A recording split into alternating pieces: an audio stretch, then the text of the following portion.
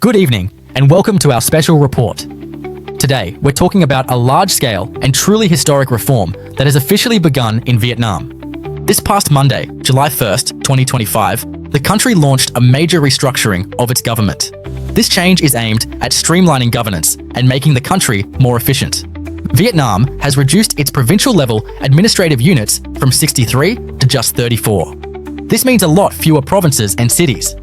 The government has also decided to eliminate all district-level governments. So, what does this mean for Vietnamese citizens? Well, Vietnam now has a new two-tier system. Before, it was a three-tier system: province, then district, then commune levels. Now it's simpler, with just provincial and commune levels. This big change affects almost 95 million Vietnamese people. It's the biggest government restructuring since the country's reunification in the 1970s. What does this massive merger really mean for you? The merging of these administrative units was approved by the National Assembly. Most deputies supported the plan, with 461 out of 465 voting in favour. 52 provinces will be merging into 23 new units. Only 11 provinces will remain unchanged, including big cities like Hanoi. This move is designed to simplify how the government works. One of the biggest impacts of these mergers is on jobs. The government estimates that 250,000 people will lose their jobs. This includes 30,000 civil servants and public employees, plus 120,000 part-time workers at the commune level. This is about 12.5% of all government workers. This news is certainly leading to anxiety among many, as many expected their careers to last until retirement. But there's a reason for these big changes. The government expects to save a lot of money, over 190 trillion Vietnamese dong, or about $7.3 billion between 2026 and 2030. These savings will come from improving efficiency and removing duplicated tasks.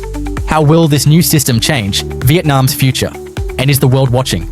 With the new two-tier system, provincial authorities can now work directly with commune governments. This aims to speed up decision-making and make the government more responsive. This reform is part of a global trend towards better governance and efficiency.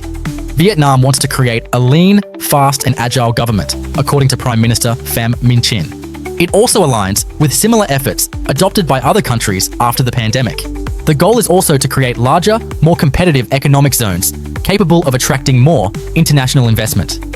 The administrative procedures are also being updated as Vietnam pushes for more digital government services. This integration of digital services should help citizens and businesses access services more easily, no matter their location. All of this aims to boost the country's legitimacy and effectiveness, both at home and globally. Will you lose your job? Your identity? The shocking truth about this merger's impact. However, these changes are not without challenges. One of the main issues is staff anxiety and job losses. Many long-serving employees are shocked and sad about losing their jobs, even with severance packages. There's also a lot of public confusion about the new boundaries. Citizens will need to update their addresses on many official documents, which can cause confusion for many. For foreign residents and businesses, this means updating work permits and business licenses. Some people are also worried about the loss of local cultural identities. Each province has its own traditions and history, and some fear these will be diluted in larger units. The government has stated that history and culture will still exist, promising to preserve local festivals and historical sites. There are also concerns about managing public assets, like government buildings and land. New regulations have been put in place for thorough inventory and classification of assets to ensure a transparent process and prevent waste. Some also fear uneven development, where larger provinces might see growth in some areas but neglect others. The government is pushing for balanced regional development planning to prevent this. Two sides, one country. Can Vietnam find a solution to this crisis? This provincial-level merging has caused a lot of debate. On one side, supporters of the mergers say it will improve efficiency and lead to big cost savings, which can be used for public services. They believe larger administrative units will attract more foreign investment. They suggest job retraining and cultural preservation policies to deal with the problems.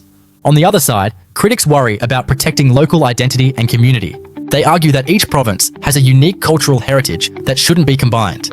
They also fear that larger provinces will reduce local representation and make the government less responsive to smaller communities.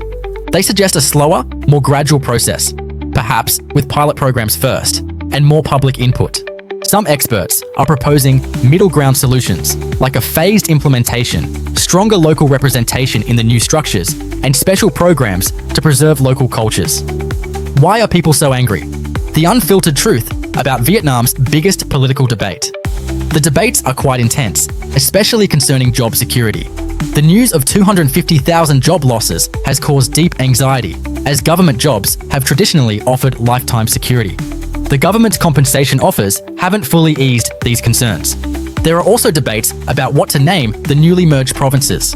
Communities are competing to have their city chosen as the new administrative centre, showing how important local identity is.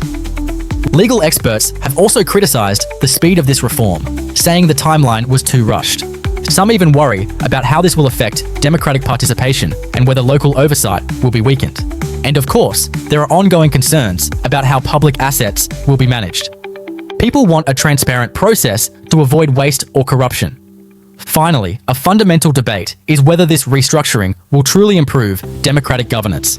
Critics worry about reduced access to local government, while supporters believe it will make the government more efficient.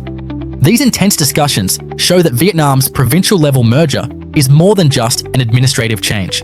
It's changing the relationship between citizens, communities, and the government in Vietnamese society. That's all from us for now. We'll continue to follow this developing story. Good night.